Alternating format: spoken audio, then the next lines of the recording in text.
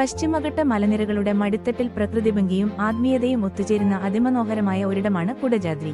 സമുദ്രനിരപ്പിൽ നിന്ന് ഏകദേശം 1343 മീറ്റർ ഉയരത്തിൽ സ്ഥിതി ചെയ്യുന്ന ഈ പ്രദേശം കർണാടകയിലെ ഷിമോഗ ജില്ലയിലാണ്. കൊല്ലൂർ മൂകാംബിക ക്ഷേത്രത്തിലെത്തുന്ന ഭക്തർക്കും പ്രകൃതി സ്നേഹികൾക്കും ഒരുപോലെ പ്രിയപ്പെട്ടതാണ് ഈ മലനിരകൾ. ആദിശങ്കരാചാര്യർ തപസ്സു ചെയ്തു എന്ന് വിശ്വസിക്കപ്പെടുന്ന സർവജ്ഞ പീഠമാണ് ഇവിടുത്തെ പ്രധാന ആകർഷണം. കരിങ്കല്ലിൽ തീർത്ത ഈ ചെറിയ മണ്ഡപത്തിൽ ഇരിക്കുമ്പോൾ ലഭിക്കുന്ന ശാന്തതയും ചുറ്റുമുള്ള പച്ചപ്പും സഞ്ചാരികൾക്ക് സമാനതകളില്ലാത്ത അനുഭവം നൽകുന്നു. കുടജാദ്രിയിലെ ആത്മീയമായ അന്തരീക്ഷം സർവജ്ഞ പീഠത്തിൽ മാത്രം ഒതുങ്ങുന്നില്ല.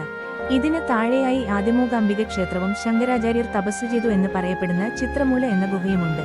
ഈ ഗുഹയിലേക്കുള്ള യാത്ര അല്പം ദുഷ്കരമാണെങ്കിലും അവിടുത്തെ ആത്മീയ ചൈതന്യം അത്ഭുതകരമാണ്. കൂടാതെ മലനിരകളിൽ നിന്ന് ഉത്ഭവിക്കുന്ന സൗപർണിക നദിയുടെ ഉറവിടവും കുടജാദ്രിയിലാണ്. കാട്ടിലെ ഔഷധച്ചെടികളെ തഴുകിവരുന്ന ഈ വെള്ളത്തിന് ഔഷധഗുണമുണ്ടെന്നാണ് വിശ്വാസം. സാഹസികത ഇഷ്ടപ്പെടുന്നവർക്ക് കുടജാദ്രിയിലേക്കുള്ള ട്രെക്കിംഗ് വലിയൊരു അനുഭവമാണ്.